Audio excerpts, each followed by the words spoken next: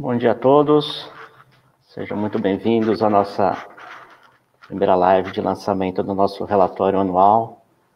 Primeiramente, agradecer a todo mundo que está presente, ouvindo a gente, pelo YouTube, pelos outros canais que a gente está divulgando.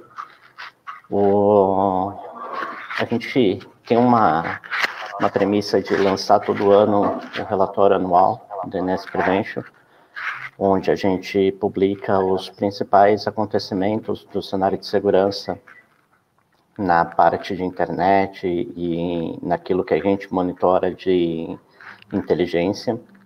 E esse é um ano bem especial, que a gente está comemorando os 5 anos desse relatório, então a gente fez uma edição um pouco retroativa de tudo aquilo que a gente viu nos últimos anos, e também dando um panorama do que a gente viu de mudança drástica agora com a questão do Covid e também com previsões para o próximo ano.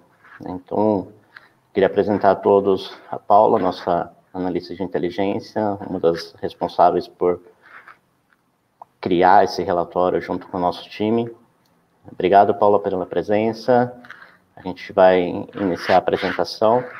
A ideia é que, ao término da apresentação, a gente vá batendo um papo com vocês, então mandem nos comentários perguntas que vocês queiram fazer, a gente vai estar disponível aí para estar respondendo, ok? Deixa eu só colocar aqui a nossa apresentação. Muito bem. Vamos lá. Bom, para a gente iniciar, quem ainda não conhece o grupo NSpace, é um grupo que já está há mais de 35 anos no mercado, um dos grandes líderes no setor de tecnologia para o setor financeiro. A gente, desde 2017, é reconhecido como empresa estratégica de defesa e a área de inteligência como produto estratégico de defesa. Hoje a gente tem uma série de certificações relevantes aí no segmento e atua com diversas frentes de negócio, não só a área de inteligência e prevenção a fraudes, mas a parte de cloud services, plataformas de consórcio, soluções digitais para crédito, para RH, a parte de business analytics, monitoramento de meios de pagamento. Então, tem diversas verticais aqui para atender os mais variados nichos de mercado, também na grande maioria dos serviços para qualquer tipo de empresa também, desde o pequeno até o grande fornecedor. Tá? Então, como comentei, a gente vai falar hoje dos últimos 5 anos, né? Então, um panorama desde 2015 aqui até 2019, e também vamos falar um pouquinho do que tem ocorrido em 2020 e também o que vem de mudança aí para 2021 que a gente vem preparando. Olá, a palavra é sua.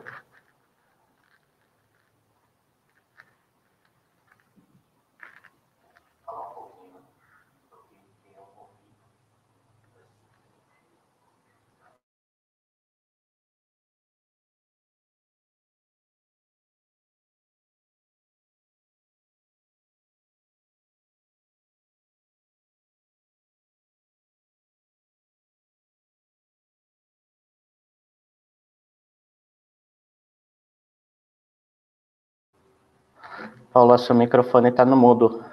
O pessoal não está te ouvindo. Consegue me ouvir agora? Agora sim. Boa! Bom, vamos lá. Bom dia a todos. Eu iniciarei, então, a apresentação do nosso relatório anual de 2020, destacando alguns pontos principais de cada ano de forma crescente até os dias atuais. Destacamos neste slide inicial os principais acontecimentos de cada ano, e agora vamos retornar um pouco para o ano de 2015 para fazermos uma análise dos principais acontecimentos do mundo cibernético naquele ano. Pode passar para mim, Ti? Bom, em 2015, o aumento do uso de tecnologia e as facilidades que os aplicativos e transações eletrônicas trouxeram para a sociedade, as compras online tornaram-se rapidamente uma das formas mais utilizadas por diversos tipos de consumidores em um meio global de comercialização no ano de 2015. Tanto que houve um crescimento de 3% no volume de pedidos e o e-commerce brasileiro movimentou 41 bilhões, um valor que representa um aumento nominal de 15% se comparado ao registrado em 2014. Paralelo a isso, no mercado informal, alguns pontos que gostaríamos de destacar naquele ano foram a grande movimentação de cartões de crédito no IRC, que teve 81% do cenário, o aumento de compras online utilizando cartões gerados, que é um método em que o fraudador utiliza o número de identificação bancária, a BIN, para gerar combinações numéricas, geralmente com 16 dígitos, e com essa combinação em mãos, os cartões eram testados em sistemas de pagamento de websites. Outro ponto vultoso foi a comercialização de milhagem aérea. Só no primeiro trimestre, nós coletamos mais de 900 mil pontos, dentre 436 credenciais que foram vazadas de uma determinada companhia aérea. Nós traçamos o perfil do fraudador e a idade entre eles variava de 15 a 27 anos. Bom, agora, em 2016, foi um ano marcado pelas ações hacktivistas, com ataques do grupo Anonymous, com foco no setor financeiro. Além das opugnações a eventos como os Jogos Olímpicos do Rio, que foram realizados em maio e junho. Naquele ano, foram reportados por nós mais de 3.500 incidentes de segurança da informação, mais de 10 mil fraudes, e nós monitoramos mais de 151 mil anúncios de comércio ilegal em 1.872 grupos, com mais de 12 mil perfis de fraudadores digitais mapeados. A faixa etária dos vendedores era de 16 a 22 anos. Já os hacktivistas, os responsáveis por malwares e extorsão, eles tinham uma idade de 21 a 35 anos. Em 2017, o segmento mais atingido foram as financeiras, e eu explico por quê. O alto número no segmento financeiro acontece pois, além de ser um dos alvos mais frequentes dos fraudadores, outros setores atingidos também têm perdas monetárias, e o golpe acaba transitando por uma instituição financeira, impactando diretamente nos resultados. Com isso, 1,7 milhões de cartões foram coletados naquele ano. Mais de 14 mil anúncios de vendas ilegais foram monitorados por segmento, dentre 192 perfis suspeitos. 2017 também foi um ano de grandes vazamentos. Com isso, recrudescemos a nossa base de dados com 1,7 bilhão de logins e senhas vazados. Nós monitoramos 3 mil IPs, coletamos mais de 500 passagens de avião compradas de forma ilícita e monitoramos cerca de 14 mil conversas entre criminosos digitais. Bom, em 2018, muitas empresas sofreram violações, como vazamentos e acessos indevidos. Em linhas gerais, as motivações dos infratores foram desde ataques direcionados para atingir a imagem da empresa até a obtenção de dados para comercialização. Assim como no ano anterior, houveram casos de grande repercussão, com empresas dos mercados tecnológico e hoteleiro. Vazamento de cartões de crédito era bem maior em salas de IRC, totalizavam 25%. Em seguida, 10% em sites de compartilhamento, 2% em grupos de Telegram.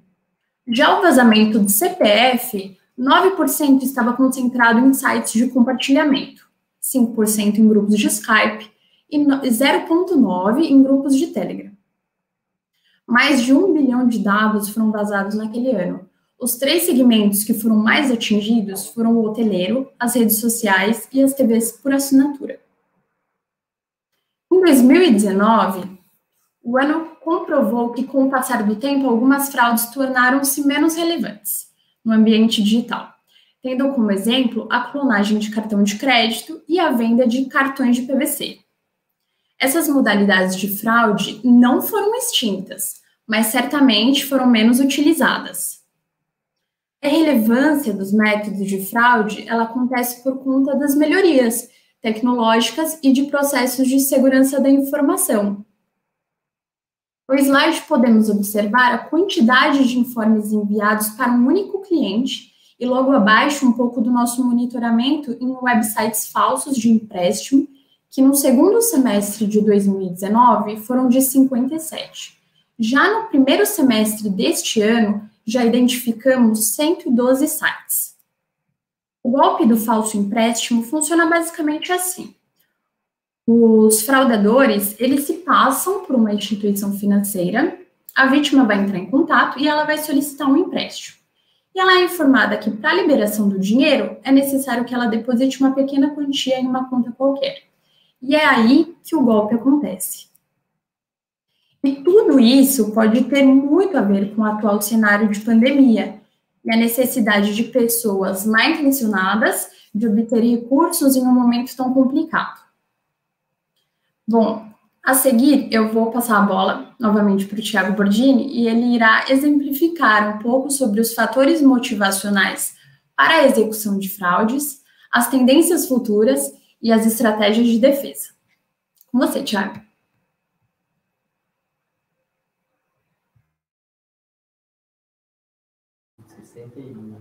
Bom, obrigado, Paula, pela introdução. Temos um bom panorama aí do que aconteceu nesses últimos anos.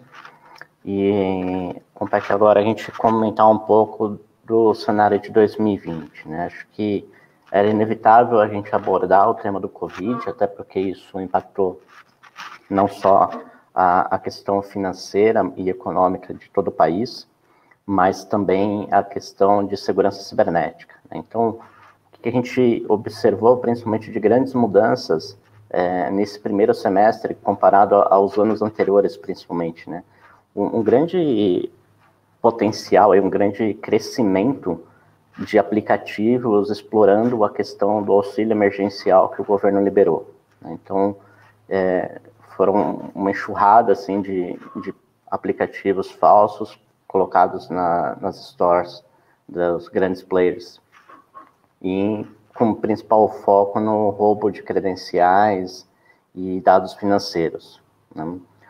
Um outro ponto que afetou bastante foi a questão de monetização em cima de lives dos artistas, né? Então, a gente teve no começo da pandemia um grande número de artistas fazendo lives para arrecadar fundos para instituições, para pessoas necessitadas, e os atacantes começaram a replicar essas lives com o QR Code de doação apontando para outras contas e não a que realmente deveria ser transferido o dinheiro, né? Então, esses foram dois pontos que estão diretamente ligados à questão da pandemia, né?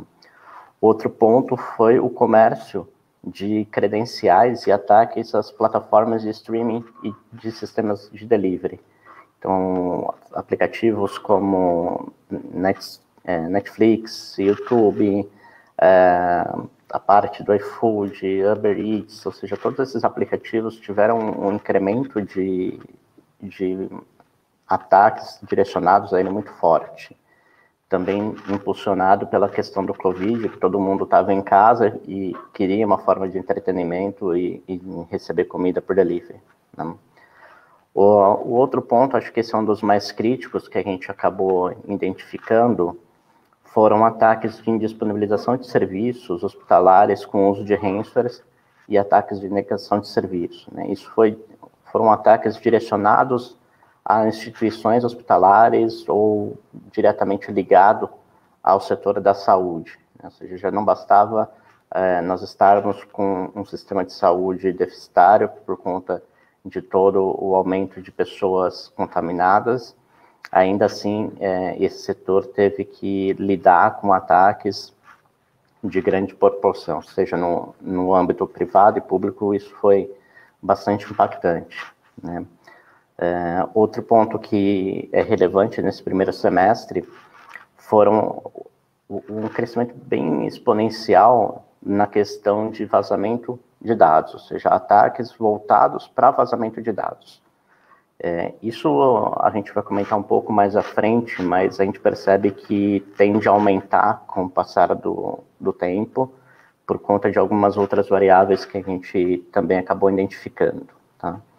E também a questão da proliferação de fake news, com base desde campanhas de vacinação fake, a remédios que supostamente traziam curas milagrosas, enfim, uma série de informações que não faziam o menor sentido, né? Não tinham um fundo científico comprovado. Os ataques em mídias sociais também foi algo que chamou bastante atenção pela exploração do que a gente chama de ads, né? Então, a parte de anúncios pagos, ou seja, os atacantes estão começando a pagar anúncios em mídias sociais para divulgar sites falsos, seja de e-commerce, seja de sites de empréstimo, como a Paula comentou. Uma infinidade de anúncios nesse sentido foram detectados. E isso também é bem provável que continue agora para 2020 e 2021. Né? O ponto que chama a atenção do ponto de vista de crescimento desses ataques, principalmente foi a questão do isolamento social, né? Como muitas pessoas tiveram que ficar dentro das suas casas por conta da pandemia, os crimes tradicionais que a gente estava acostumado a vivenciar, eles tiveram que migrar para outros canais, né? E inevitavelmente foram para canais digitais, que era o que todo mundo começou a utilizar, ou seja, a parte de e-commerce teve um crescimento bastante exponencial, ou seja, o consumo de serviços através da internet foi uma crescente nesse primeiro semestre e no segundo semestre também. Isso inevitavelmente fez com que os ataques fossem direcionados a esse ambiente, né? Outro ponto importante foram os ataques de phishing, ou seja, a gente começou a ver ataques cada vez mais sofisticados e explorando os mais variados temas, deixando de ser só aquele ataque que falava de uma promoção falsa, mas ataques muito mais elaborados e com um grau de detalhe bastante próximo da realidade, né, de um e-mail real. O outro ponto que chama bastante atenção, apesar da gente não estar diretamente ligado a essa temática, mas a gente acaba contribuindo muito com forças policiais, pelo fato das escolas estarem fechadas, as crianças começaram a ficar online mais tempo, né? Seja para assistir às aulas online, para fazer suas atividades, mas também como uma forma de entretenimento. E a gente percebeu uma proliferação muito grande de pedófilos atuando nesse sentido, né, de aliciar perfis, de aliciar crianças e adolescentes e produzir material de exploração infantil. Então, todos os casos que a gente acabou detectando foram notificados aos órgãos competentes, e isso a gente faz diariamente, não é mérito nenhum da questão de pandemia. Na questão da pandemia isso acabou aumentando bastante. O outro ponto que chamou bastante atenção é que as empresas, algumas pessoas já trabalhavam de home office, mas muitas empresas tiveram que fazer essa mudança de uma forma muito drástica, ou seja, simplesmente foi do dia para a noite que as pessoas tiveram que começar a trabalhar de home office, as empresas tiveram que preparar suas estruturas de trabalho para permitir esse acesso remoto, e a maior parte delas focou em colocar o ambiente funcional no menor tempo possível e não aplicar as melhores práticas de segurança. Isso inevitavelmente trouxe mais vulnerabilidades para os ambientes e, consequentemente, foram ambientes mais atacados também. A gente provavelmente vai ter uma onda aí de novos ataques explorando essa questão do home office, que foi implementado de uma forma não estruturada em sua maioria, nos próximos meses. Tá? Com relação a 2020 e 2021, né, 2020 a gente está quase acabando, com mais 3 meses e meio aí para o fim do ano, a gente percebe que alguns ataques tendem a continuar e outros a gente vê um crescimento muito drástico aí. O primeiro deles é com relação ao empréstimo para pessoas negativadas, que é o golpe do empréstimo que a Paula comentou no início da nossa live. Isso é um ponto que já explora pessoas numa situação vulnerável, que estão precisando de uma renda extra por conta do desemprego, por conta da redução de jornada, por conta de realmente a pandemia ter tido esse impacto financeiro, e ainda assim elas acabam caindo em alguns golpes. Isso tem uma crescente muito grande nos últimos meses, e é bem provável que isso ainda continue, pelo menos até o final da pandemia, isso perdure ainda mais. Nós temos outros golpes que têm atuado bastante com relação ao golpe do sequestro do WhatsApp, né, que a gente já está, não diria que é acostumado, porque acostumado com golpe é difícil falar, né, mas é algo que a gente já lida há um certo tempo. Isso tende a aumentar também, principalmente com a entrada de meios de pagamento em cima da plataforma, né? Então, a gente tem o Pix entrando aí nos próximos meses, que é uma plataforma que vai envolver todas as instituições financeiras, que provê um acesso a meios de pagamento de uma forma muito rápida e dinâmica, e também ao uso de pagamentos em cima da plataforma, seja do WhatsApp, do Telegram ou qualquer outro meio de pagamento em cima de mídias sociais. Isso vai ser, consequentemente, um grande alvo de ataque. A parte de vazamento de dados é algo que cada vez mais tem sido explorado, e com a entrada da LGPD, que não foi votada essa semana, por sinal, né, foi barrigada mais um pouco, isso tende a aumentar ainda mais e se tornar uma moeda de troca mais para frente, uma questão de extorsão muito forte que as empresas vão sofrer, aquelas que não estiverem preparadas. A questão de ransomware já é algo que a gente já sofre há um tempo, mas a gente percebe cada vez mais modelos de ransomware explorando o que a gente chama de dual extortion, onde o ransomware ele acaba cobrando dois tipos de resgate, né? Um resgate para você ter acesso às chaves de criptografia, para conseguir ter acesso aos seus arquivos, e um outro resgate para que os atacantes não divulguem as informações que eles tiveram acesso na internet, né? Então, essa é uma mudança bastante significativa que a gente tem percebido, e cada vez mais isso tende a aumentar também.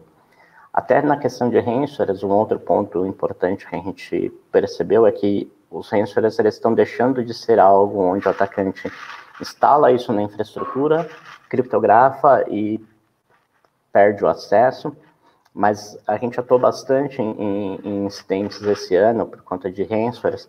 Em todos eles a gente percebeu que os ransomwares eles ocorriam um comprometimento prévio da infraestrutura, ocorria uma exfiltração desses dados para o atacante, e só posteriormente a isso entrava a questão de solicitação do resgate. A gente teve casos de ataques que ocorreram uma semana antes da criptografia, outros um mês antes, ou seja, o atacante já estava com acesso à infraestrutura há um mês pelo menos, e tendo acesso a informações sensíveis da empresa, né? E isso inevitavelmente ataca dois pontos, né? Não só a preocupação com o vazamento de dados, mas também o valor que é cobrado pelo resgate, né? A gente percebe que hoje os valores não são mais padronizados, como alguns anos atrás, mas sim são baseados no porte e nas informações que esses ransomwares atacaram. Então, com base nesses dois fatores, é definido um valor de resgate. Nós atuamos em casos que foram resgate em torno de $60 mil até $1 milhão. Tá? Em todos eles que a gente atuou, não foram pagos e os ambientes foram restaurados aí depois de um determinado período. Tá? Outro ponto que isso já é desde sempre, né? A questão do uso de engenharia social, ele é crescente e isso tende a aumentar muito mais por dois grandes fatores. O primeiro deles, por conta que as questões tecnológicas, ou seja, as defesas técnicas, através de ferramentas, elas estão tendo uma implementação bastante eficiente, mas a questão do fator humano ainda é algo que a gente precisa trabalhar bastante, principalmente em questões de você ir para um ambiente de home office da noite para o dia, você ter mais pessoas compartilhando um ambiente que não tem uma política de segurança adequada, como dentro de uma corporação, mas sim usando uma rede doméstica, onde você tem um vizinho compartilhando a senha da sua internet, o seu colega do seu filho está ali brincando, está jogando na mesma rede. Então, inevitavelmente, o volume de ameaças acaba crescendo e o uso de engenharia social para isso também vai ser cada vez mais crescente. Outro ponto que chama atenção, até por conta do Covid, é a questão do setor de saúde, né? A gente colocou isso no começo dos pontos que a gente identificou. O setor de saúde vem sendo atacado já há alguns anos, mas do final do ano passado para esse foram realmente ataques muito direcionados, e a gente vê que isso tende a aumentar muito também nos próximos meses ou até anos. É um setor que tem uma prática de pouco investimento na área de segurança, muitas vezes, e lida cada vez mais com dados sensíveis e cada vez mais no ambiente digital. Então, inevitavelmente, o setor da saúde vai ser um dos grandes alvos aí para os próximos anos. Então, é um ponto bastante interessante da gente entender desse panorama. Da parte de defesa, né, a gente meio que sou mensageiro do apocalipse, né, a gente só falou de coisas ruins. Vamos falar um pouquinho do que a gente tem visto de estratégias de defesa que seriam mais eficientes ou adequadas, tanto para 2020 ou 2021, para lidar com tudo isso que a gente comentou, né? O principal ponto que a gente coloca é a questão de conscientização dos funcionários, com a questão do home office. Isso precisa de uma política de conscientização diferenciada, precisa de controles de segurança mais adequados e em um ambiente mais controlado. Ou seja, a gente precisa investir um pouco mais nessa questão de conscientização e treinamento e capacitação dessas pessoas trabalhando de home office, e também os que estão dentro dos escritórios, inevitavelmente. O monitoramento de páginas falsas e aplicativos, a gente tem uma boa estratégia do ponto de vista de achar esse conteúdo e remover esse conteúdo no menor tempo possível, ou seja, as empresas devem investir cada vez mais nesse sentido, para que um menor número de vítimas caiam nessas páginas ou nos aplicativos que foram publicados de forma indevida, até explorando o uso de marca também, né? A questão do foco em inteligência e contra-inteligência cibernética, do ponto de vista de entender principalmente modus operandi de ataques e golpes, até a parte de vazamento de informações, né? Um dos pontos que vai pegar bastante na LGPD é a questão de vazamento de informações e resposta a incidente. E aí a parte de inteligência e contra-inteligência ajuda bastante nesse sentido, da gente identificar isso no menor tempo e prover a remoção desse conteúdo também no menor tempo. Ou seja, isso acaba gerando um risco e uma menor exposição para a instituição, né? A parte de testes de intrusão é algo que já vem recorrente, a gente tem que cada vez mais aprimorar isso, e vai ser inevitável que a gente tenha que fazer testes cada vez mais complexos e mais amplos para outros tipos de variáveis que não estavam previstas, né? Então isso vai ter que ocorrer de uma forma mais intensa.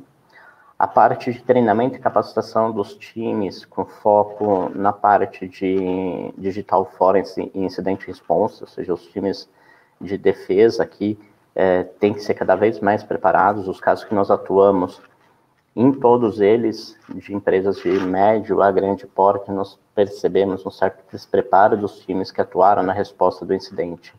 Isso fez com que o entendimento do ataque fosse dificultado, o tempo para a resposta ao incidente, ao invés de ter sido mais rápido, foi mais longo, e isso precisa ser tratado com uma cautela um pouco maior, novamente até apoiado pela LGPD e outras regulamentações que prevê uma penalização em cima de uma resposta inadequada.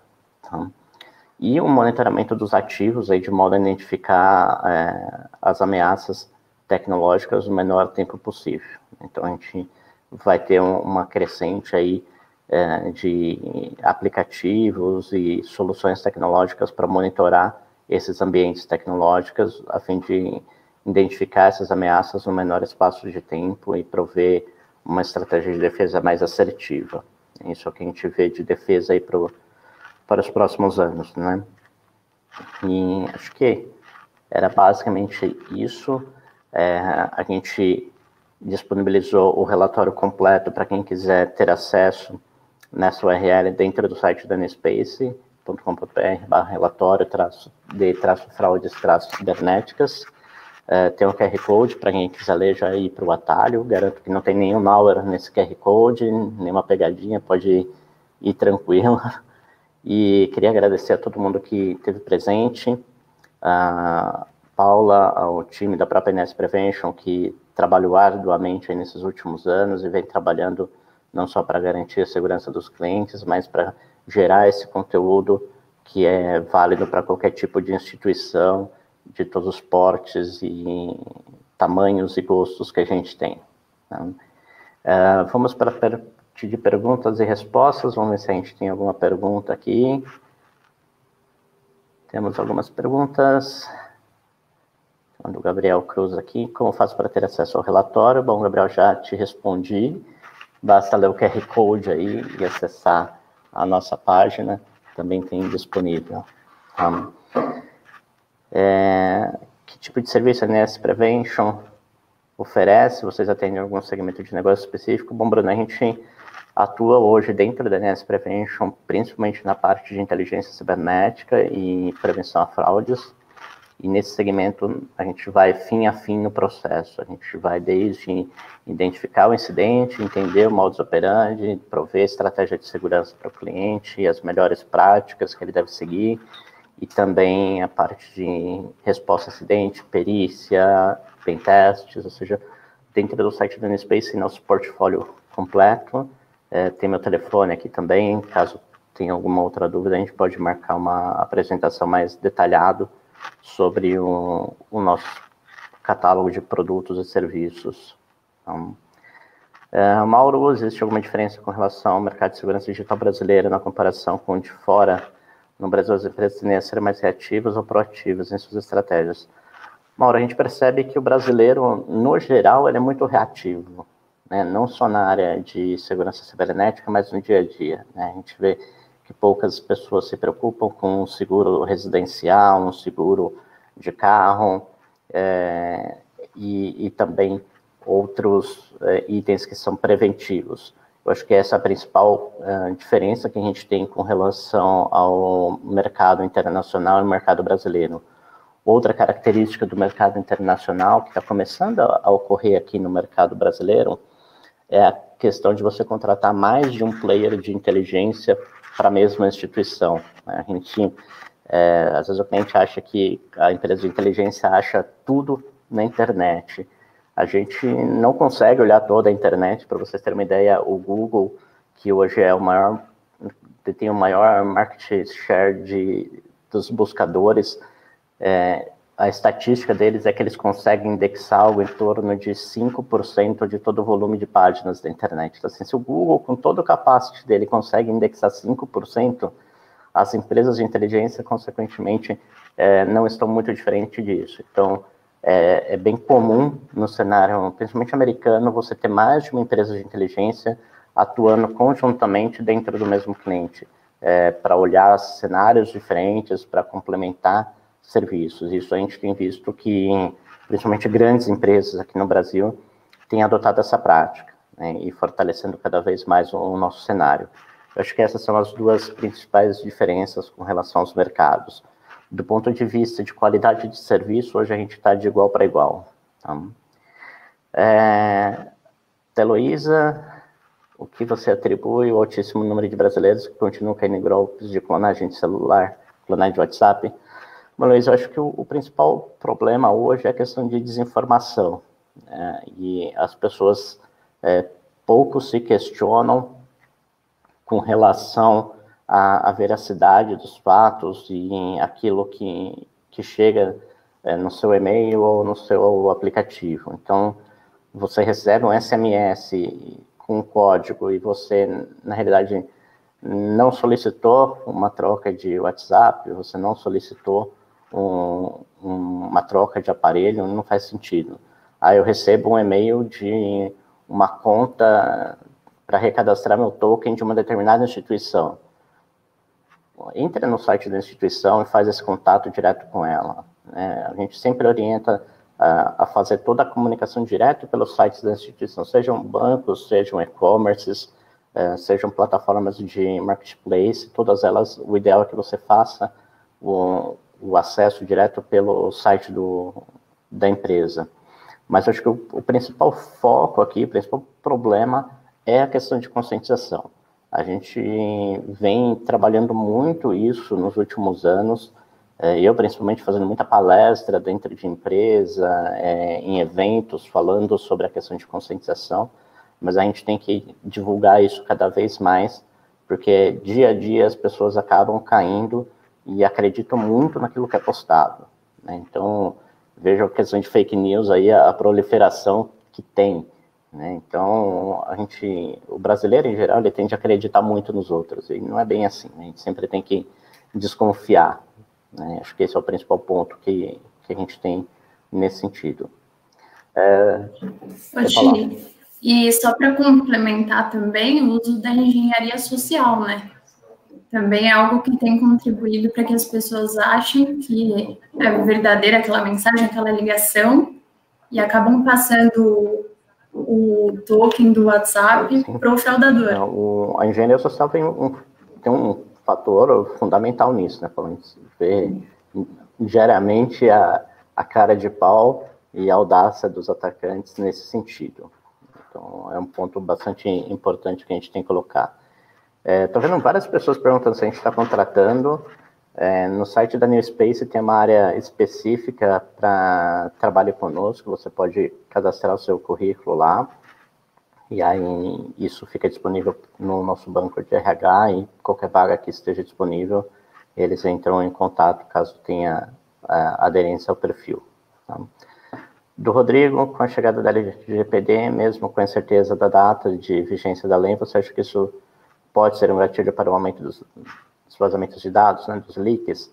Inevitavelmente, Rodrigo, isso vai afetar, e não só no aumento, mas questão do uso dessas informações de forma indevida, né? Então, a gente tem um problema sério, isso não é só no Brasil, mas em todo o mundo, do que a gente chama de password reuse, né, que as pessoas terem o mesmo usuário e senha para diversos sites. Então, às vezes você tem um vazamento de dados num site A, e essa mesma credencial é válida para você no site B. E você, o cliente vítima da sua instituição B, acaba te processando porque ele identifica que teve um vazamento de dados. Só que o vazamento de dados não ocorreu na sua instituição, ocorreu numa outra empresa. Então, a detecção desses vazamentos de dados e técnicas de prevenção a vazamento de informações é algo que vai impactar bastante e vai ajudar bastante as empresas também a se prevenirem desse tipo de problema. A gente já tem hoje algumas ferramentas que ajudam os nossos clientes a prevenir essa questão do password reuse com credenciais vazadas, né? Paulo comentou, a gente tem mais de 7 bilhões de credenciais nas nossas bases que são acrescidas aí diariamente, né? Mais perguntas? Como as empresas podem se antecipar a isso e se proteger? Bom, Rodrigo, acho que um dos pontos que contam bastante nessa questão de se antecipar é a contratação de empresas como a Ines Prevention, que buscam essas informações na internet, identificam isso no menor tempo e ajudam o cliente a fazer uma resposta a um incidente de forma adequada, seja do ponto de vista de solicitar a remoção desse conteúdo, seja na questão de você entender como que essa informação saiu dentro da empresa e também colocar as barreiras para que esse tipo de ataque não ocorra novamente, né? O Reinaldo perguntando qual o nome do uso repetido de usuário e senha, chama password reuse, né? O reuso de password. O Everton está perguntando, parabéns pela apresentação, obrigado, Everton. A gente pode afirmar que vivemos na era da inteligência artificial. A Ines Prevention utiliza dessa tecnologia. Nós utilizamos bastante a parte de machine learning e de inteligência artificial. A gente atua bastante com esse tipo de tecnologia para se antecipar em alguns pontos e definir alguns modelos. E A gente já tem visto, inclusive, a questão de inteligência artificial sendo utilizada para alguns ataques também, né? Não só do ponto de vista de defesa. Tem um tipo de ataque que tem crescido bastante, principalmente fora do país, chamado Deepface.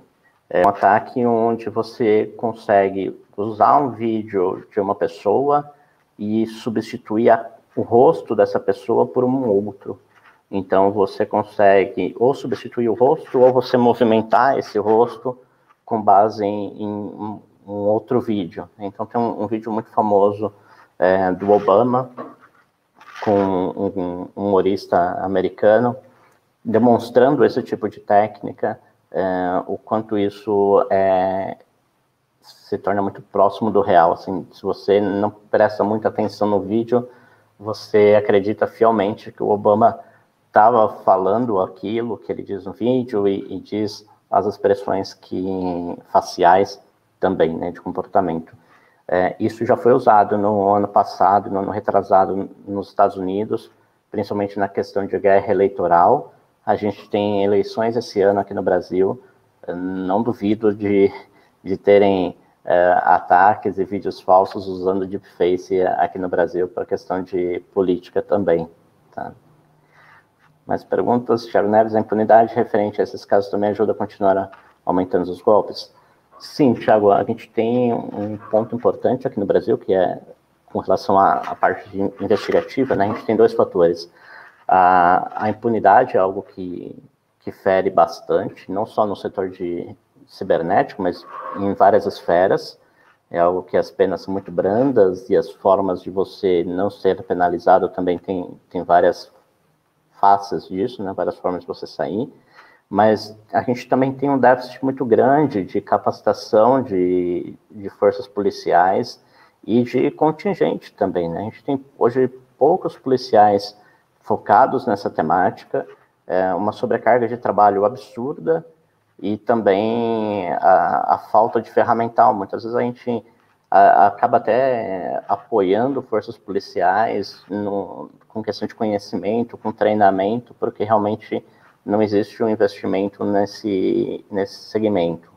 Vem crescendo ao longo do tempo, mas a gente ainda está muito aquém do ideal. Antônio Glupin, bom dia. Os novos usuários de smartphones são, pelo desconhecimento e desinformação, os principais alvos de ataques, ou há muita gente experiente que também cai nos mais diversos golpes? Eu acho que os dois, Glupin. A gente tem a questão de novos usuários sendo incluídos digitalmente, que é um ponto que preocupa, porque eles são inseridos muitas vezes sem o devido treinamento, né? A gente tem uma geração que já nasceu com a internet, que já lida com isso há bastante tempo, então é natural você ver crianças hoje com 1 ou 2 anos já operando um tablet, um smartphone com a maior naturalidade, enquanto as pessoas de seus 40, 50 anos tendo dificuldade com a tecnologia. Isso inevitavelmente vai afetar a questão de ataques e permitir com que essas pessoas caiam mais facilmente em golpes. E aí volta aquela questão do trabalho de conscientização e uma capacitação também dessas pessoas que estão entrando nesse segmento digital. Como me proteger de casos de empresas que ofertam falsos empréstimos? Caio, eu acho que o principal ponto em todos os golpes do falso empréstimo, em todos eles, você tinha a questão de um depósito antecipado. Então, seja com a premissa de que isso é para aumentar o seu score, isso é porque você não tem um fiador, isso porque você precisa pagar taxas administrativas, então, assim, não fazia muito sentido. E todos eles, os depósitos iam para contas de pessoas físicas e não de pessoas jurídicas, né? Então, antes de fazer um empréstimo, consulte o CNPJ dessa empresa, vá até o escritório, confirme se realmente ela existe, verifique o site, olhe sites como Reclame Aqui, Procon, verifiquem todas essas questões, né? E se pedir dinheiro antecipado, a chance de ser golpe é muito grande. Então, você já está pedindo empréstimo, você tem que pagar para pedir empréstimo, é é algo meio surreal, mas acaba ocorrendo. Do Biratã, vejo ainda uma carência no ensino da área de CTI no Brasil, Cyber Threat Intelligence, né, que é a CTI. Você pensa em reforçar as ações já feitas junto com a DARES ou em outro formato? Sim, a gente vem atuando nessa questão de capacitação do ponto de vista de inteligência aqui no Brasil.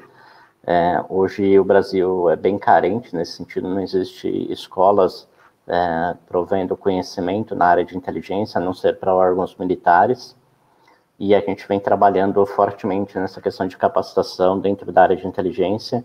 E em breve teremos novidades nessa temática e fiquem atentos às minhas mídias sociais que logo, logo vão ter boas surpresas. Quem mais? Gilmar, nesse período de pandemia aumentou a incidência de golpes ou tentativas?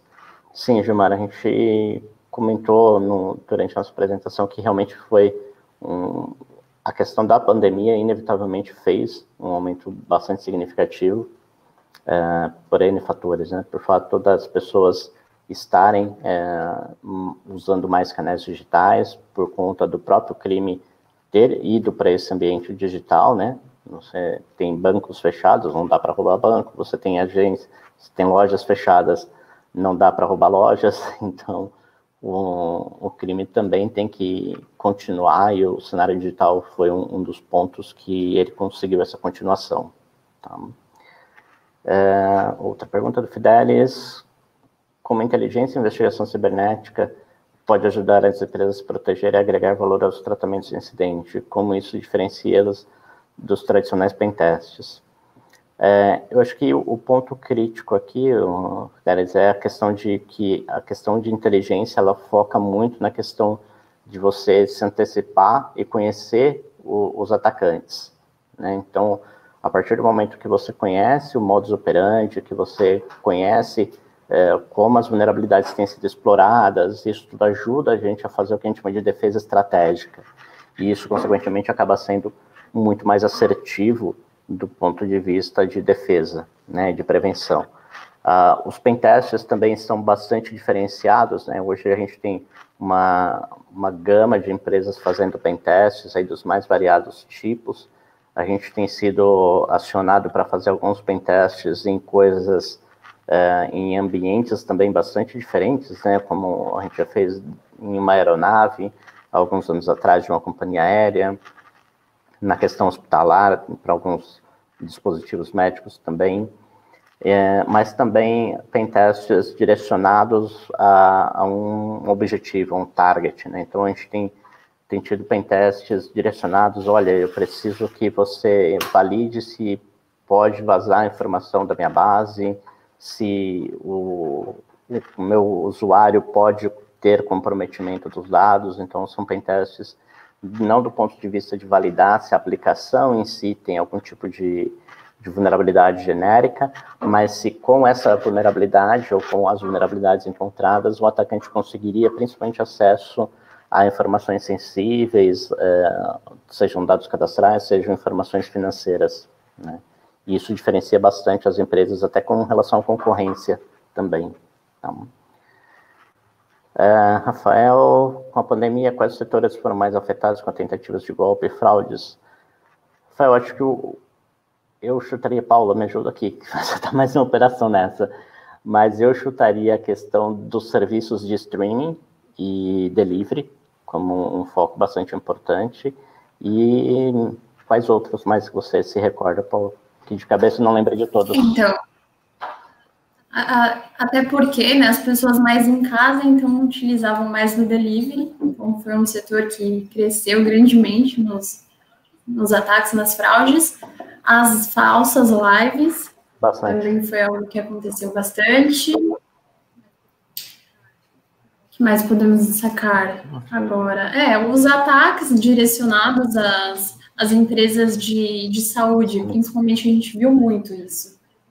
Aos hospitais, tanto no Brasil como fora foram também. Esses os principais setores aí, Rafa, que foram afetados nesse período, né?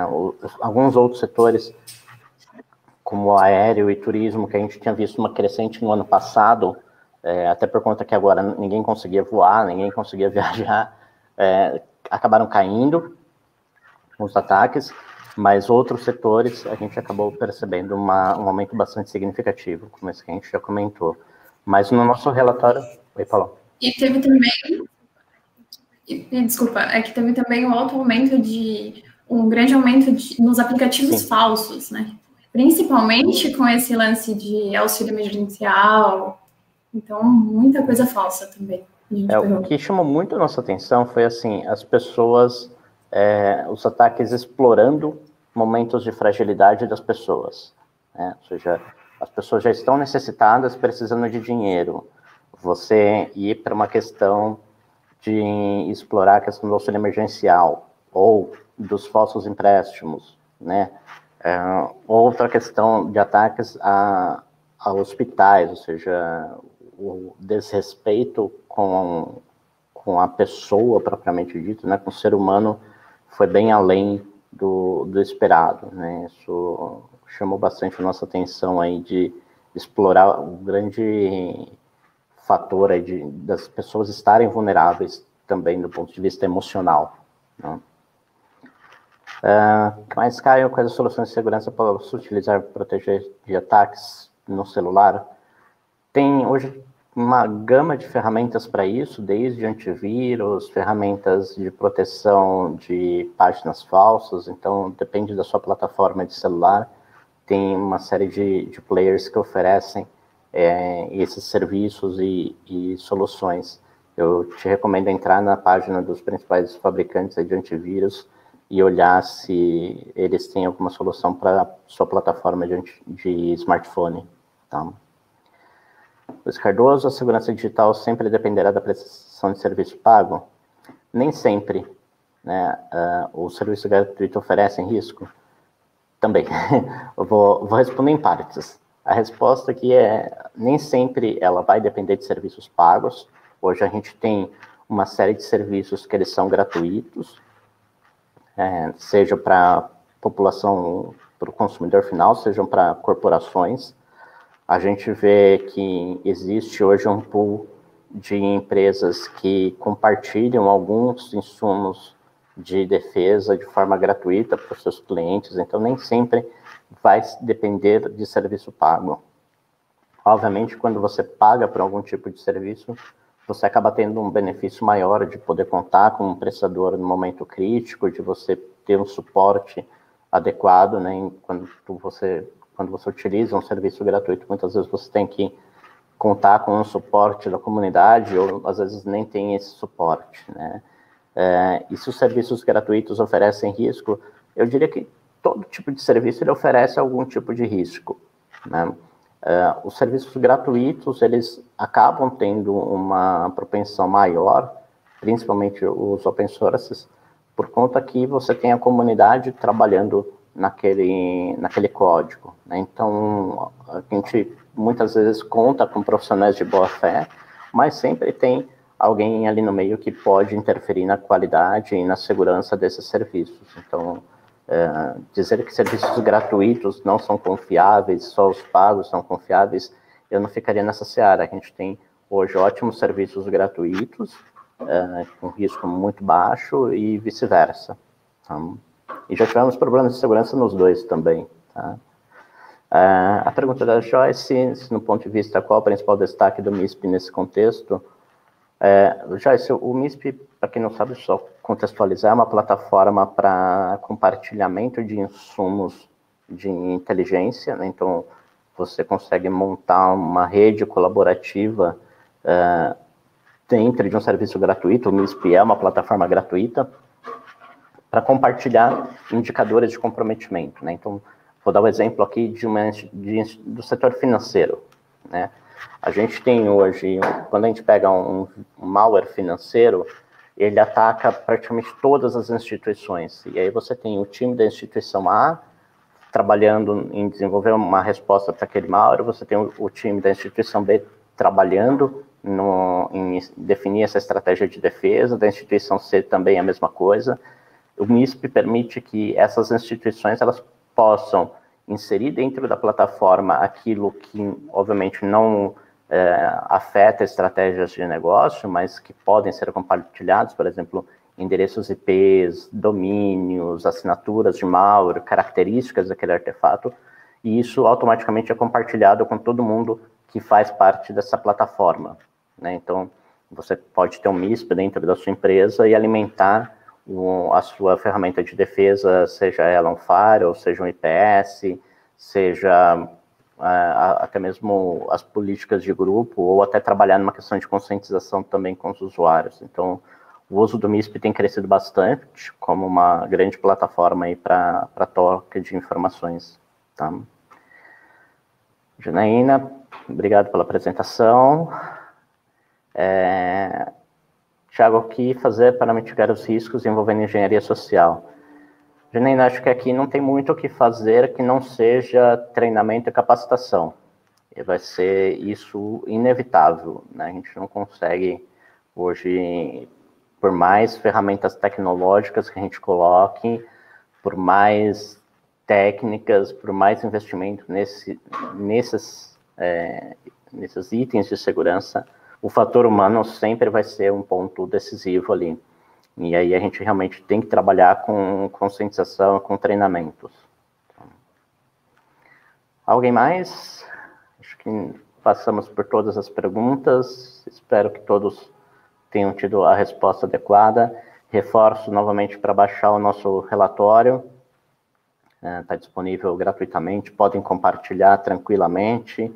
A gente não tem esse material, ele é livre de direitos autorais, então só se for utilizar, obviamente, em um outro material que vocês forem produzir, eu peço encarecidamente que mantenha os créditos, porque esse é um trabalho que a gente já desenvolve há bastante tempo e eu preciso dar o mérito para todo o time e para toda a equipe que trabalhou arduamente nesse material, que não é feito só por mim, né? Estou aqui só como porta-voz, mas na realidade tem toda uma equipe que trabalha diariamente, incessantemente, para produzir esses dados e para ajudar os nossos clientes a se manterem mais seguros no dia a dia, ok? Gente, obrigado pela presença, espero que tenham aproveitado bastante. Paula, muito obrigado pela sua presença. Obrigada, Thiago, obrigada a todos. E nos vemos em breve na próxima live. Um abraço, um bom dia, keep safe, use máscara, fique em casa, até que isso tudo passe. Um abraço, um bom dia a todos. Tchau, obrigada.